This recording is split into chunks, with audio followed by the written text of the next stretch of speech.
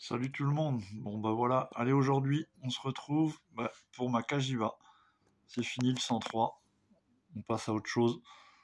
Non bah le 103 il va prendre son tour, il va changer le cylindre piston le gars et puis ça va repartir.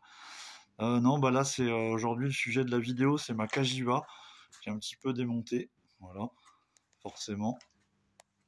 Il fallait y passer, c'est du 2 temps. Donc voilà, bah au bout de voilà, elle a quand même quelques kilomètres comme tu peux voir. Donc voilà, j'ai fait 8000 kilomètres pour retour d'infos en arrière. Ça fait 1 an que j'ai la moto maintenant, et puis voilà, j'ai parcouru 8000. Et là, depuis au moins 2000 kilomètres, je sens que la moto, ça va plus du tout. Elle a vraiment des lacunes, ça avance plus, il se passe plus rien, quoi. Ça tire, mais il n'y a plus le coup de pied au cul comme avant. Donc voilà, j'ai démonté mon cylindre piston. On a fait un coup de nettoyage là-dedans, tout propre. Voilà. Il y a de la place quand c'est démonté, mais faut déjà démonter 2-3 trucs. Donc voilà, où j'en suis. Donc là vous avez 2 cylindres, le cylindre Mitaka et un cylindre origine Kajiva. Donc ça c'est son remplaçant, je remets un origine Kajiva. Ça déjà c'est une belle chose pour moi d'avoir pu retrouver un cylindre d'origine, parce que le Mitaka depuis le début je l'ai monté mais je le boudais. Donc du coup on en vient au sujet de la vidéo. Voilà, bilan 8000 km et 1 an. C'est pas beau, c'est pas beau. Donc là, tu ne vois peut-être pas très bien la vidéo, mais le segment, il est carrément creusé. Et le deuxième segment du bas, il est bloqué dessus.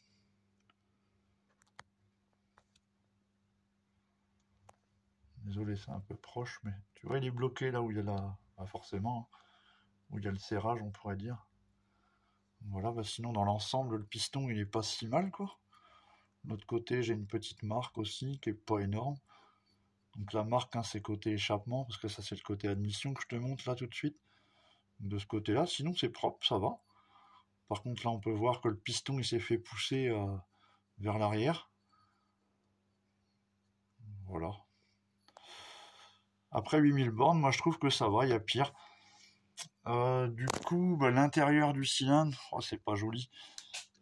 C'est pas joli tout ça. J'essaye de t'éclairer comme je peux, désolé, je fais ça à la hâte comme ça. Et dans le cylindre, là, on a carrément un arrachement de nicacile, ouais, juste là. Je pense que tu as dû le voir. Ici, là. On a carrément le nicacile qui a sauté. Je vais essayer de te faire un zoom. Ouais, c'est un peu flou. En même temps, en vidéo, c'est jamais terrible. Forcément, ça fait pas ce que je veux. Donc voilà, du coup, j'ai ma confirmation de pourquoi ça n'avançait plus. La perte de performance 8000 bornes après. Bon, honnêtement, le cylindre Mitaka, moi, ce que j'en pense, c'est vraiment de la mauvaise qualité. On voit très nettement qu'il a gonflé, un peu comme les cylindres d'origine Kajiva, mais en pire. Au niveau des boosters, donc les 2 boosters, ils doivent gonfler, à mon avis, quand ça monte en température. D'ailleurs, Mathieu Brunet, sur le groupe Facebook, m'en avait parlé. Il faudrait presque les faire tourner. Une fois qu'ils ont monté en température, leur mettre un coup de rodoir. Ah bon. Quand vous voyez le boulot que c'est pour arriver au démontage, quoi. Enfin bon, c'est pas un truc qu'on fait, tiens d'ailleurs, comme un 103. Sur le 103, j'ai même pas déposé des carters pour sortir le cylindre piston. Donc non, c'est pas évident pour moi d'aller faire ça tous les 3 jours, quoi. Puis non, c'est pas mon but, moi. Enfin, je compte sur la fiabilité quand même. Donc voilà, la tronche du cylindre au bout de 8000. Mais sinon, tout ce que j'avais fait au niveau de la prépa, tout ça, c'est resté vachement propre. Après, vous le verrez peut-être pas, mais je l'avais bien tapé celui-là. Honnêtement, j'avais fait ce qu'il fallait. Là, les transferts, ils vous ont peut-être l'air identiques à la vidéo, mais non, pas du tout. Là, ils sont carrément bien plus hauts au niveau hauteur, quoi, que celui-là. Voici, je pense que vous verrez la différence.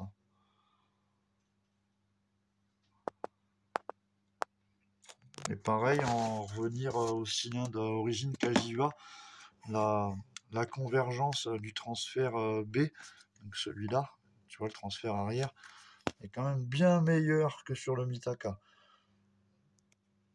Beaucoup plus prononcé, plus profond, il y a vraiment un mieux. Je vais essayer de te le montrer, celui-là aussi. Pas évident en vidéo. Là, tu vois, c'est tout fin. Je sais pas comment dire, la profondeur de la convergence, hein, pour ceux qui connaissent, pour les autres, c'est vrai que c'est du chinois, je m'en doute. Et voilà, des fois, tiens, en parlant de... On démonte l'échappement et on contrôle. Moi, ce que je voyais, c'était juste des marques sur le fond du cylindre. Donc ça se trouve, ça fait très longtemps que je roule comme ça et je m'en suis jamais rendu compte, quoi. Parce que forcément, les marques que j'avais s'alignent pile au booster. Et en fait, quand tu contrôles ton piston en enlevant juste l'échappement, tu vois que ça devant toi. Tu vois pas les marques sur les côtés, là. Juste là. Donc finalement, c'est un peu de la connerie de faire un contrôle comme ça au niveau de la sortie échappement, quoi. Juste par là, ouais, tu vois pas grand chose de ce qui se passe, quoi. C'est pas idéalement une bonne chose à faire si vous voulez être sûr de votre état. Il n'y a pas le choix, il faut tout démonter pour être tranquille. Voilà, sinon, tiens, on va revenir sur tout ce qui était prépa que j'avais fait. Enfin, prépa, je sais pas si c'est de la prépa, c'est de l'amélioration de conduit plutôt, on va dire. Donc là, pour les yeux avertis, vous allez certainement le voir déjà, je pense. Ouais, c'est ça. C'est juste là. On est quand même bien plus ouvert sur le Mitaka que j'avais amélioré que l'origine Cagiva, qui lui tout de suite est un peu plus fermé. Et bon, le Mitaka, ce que j'aimais pas, c'était cette forme-là, que tu vois peut-être très mal, ouais. Si là on la voit, là, il y a une espèce de bossage que j'aime pas du tout. Ouais, pas évident à voir en vidéo, honnêtement. Ouais. Donc voilà, quand même, on aura, à mon avis, un cylindre un peu plus performant, vu son état. Et le Mitaka, ouais, honnêtement, moi je déconseille, quoi, c'est pas terrible. Là, on voit partout où je l'avais gratté, hein, j'avais revu les diagrammes. Je crois que j'y ai rajouté au moins 8 degrés pour le remettre comme un origine, comme celui-là, là, le A0401. Voilà. Gilardoni. Ah, ça, c'est bon, ça. Non, c'est pas bon. Pour moi, c'est pas une bonne marque, mais bon, bref. On va pas s'étendre sur le débat, je vais pas me faire des amis. Donc là, ouais, on voit que c'est relativement propre, mais sans plus, quoi. Les transferts sont un peu crado. Il y a quand même mieux à faire au niveau symétrie et puis la mise au carré du cylindre. Bon, ça me gêne pas. Moi, c'est un cylindre d'origine que je veux remonter, parce que d'ailleurs, la moto, elle va pour mon fils après, à suivre. Dans 1 an, jour pour jour, il aura la moto. Donc voilà, c'est pas le but non plus de... Moi, ce que je veux, c'est de refaire un petit moteur propre, et puis voilà, quoi. Et ouais, au niveau de la moto que j'avais acheté du coup à Cédric, Alphonse, sur le groupe Facebook, honnêtement, le moteur, la bielle, elle est encore en état. Pour moi, elle peut faire encore 5-6 000 bornes sans problème. Donc on verra après d'où ça peut, si ça peut aller jusqu'à mes préconisations, on verra bien. Mais voilà. Bon, maintenant, moi, il me reste plus qu'à aller nettoyer le plan de joint là-bas. Il me reste encore le joint à déposer. Je vais monter le piston. Je vais contrôler que le piston il soit au bon endroit. D'ailleurs, au bon endroit, que les transferts soient au bon endroit, faire mon squish. Le volume, ça ne sert trop à rien de le faire, puisqu'on va rester sur des caractéristiques identiques, il n'y a pas de souci. Mais sinon, ouais, sur ça, ouais, très bonne moto, hein, Cagiva, c'est vraiment du solide. Pour ceux qui disent que c'est fragile, c'est pas vrai. Parce que moi j'ai fait 8000 km, mais 8000 km comme un cochon. Je vais pas avouer à quelle vitesse je roule en général, mais enfin voilà, quoi. Ça roule bien, franchement c'est fiable. Après j'ai quelques petits problèmes aussi, je pense que je referai une vidéo là-dessus. Sur mon embrayage, quand je démarre en première un peu fort, ça fait un espèce d'arrachement de matière. On entend de la friction dans le mécanisme d'embrayage. Au niveau de la poignée, au niveau de la main, je sens rien, mais on entend que ça fait un... Ça rouge, quoi. Il y a quelque chose qui se fait attaquer quand je démarre fort. Mais ça, c'est surtout si je démarre fort. Après, ça ne le fait pas. Bon, ça se trouve, je vais retrouver un disque qui est complètement bouffé ou juste un plateau d'embrayage qui commence à avoir du jeu et qui se met de travers un peu, je sais pas trop.